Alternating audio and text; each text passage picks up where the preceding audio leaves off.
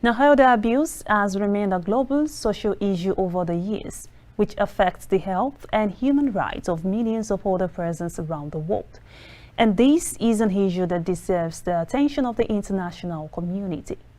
Meanwhile, in the process of tackling this, World Elder Abuse Awareness Day was declared a day when the whole world voices its opposition to the abuse and suffering inflicted on some of the elder generations.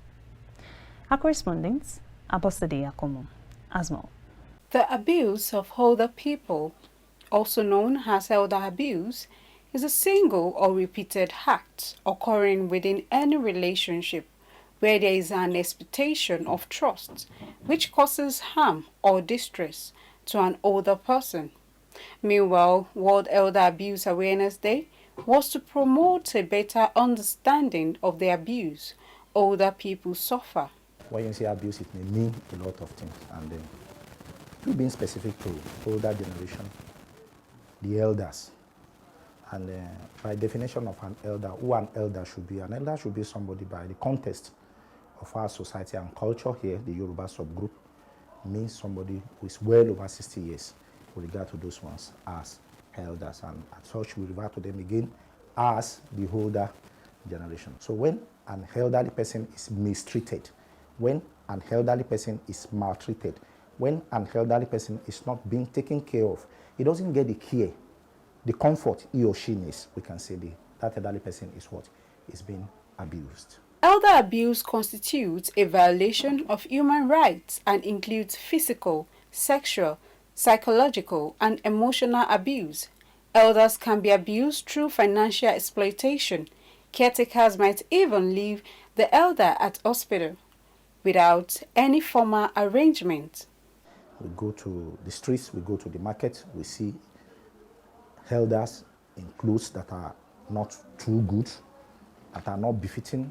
And somebody at a point we ask question, are these ones not having children? That is, they are not cared for. Abuse of older people can have serious physical and mental health, financial and social consequences, including physical injuries, depression, and placement in nursing homes. The consequences of abuse can be serious and recovery may take longer. My advice, general advice outside, is that people can reach out to these politicians to be magnanimous enough to start foundation, to take care of the elderly ones, to create elder people who recruit young people to work there, clean them the way they are being done. Let them have a sense of belonging. And that's much I know the government can do. The government can take part, the individual, the private sector can take part, and the religious body, just like the Christian missionary, they can play their own part. It shouldn't be limited to the government alone. The government, the private sector, and the religious body, they can all play part to ameliorate the suffering of the elderly ones. It will be a very simple thing if our government realize that our older ones are senior citizens. They should be able to think of how to get home or how to give them a very comfortable place.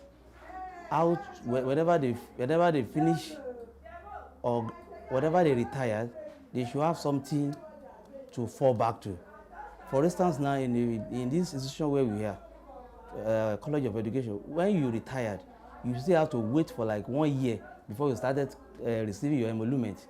All these things supposed to be, the federal government supposed to have put this one in place. But before you even retire, they must have done your packaging that as if the moment you are retiring, you are getting your emolument. If all these things are put in place, I think the elder generation, they will be able to have good health, and they will even live longer if after their retirement or during their old age.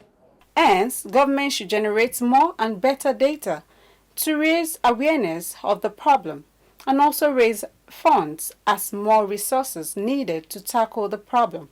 On the other hand, people are to remain focused on elders, ensuring they lead a life of high quality and dignity. Abosede Akomo, reporting for KAFTAN TV.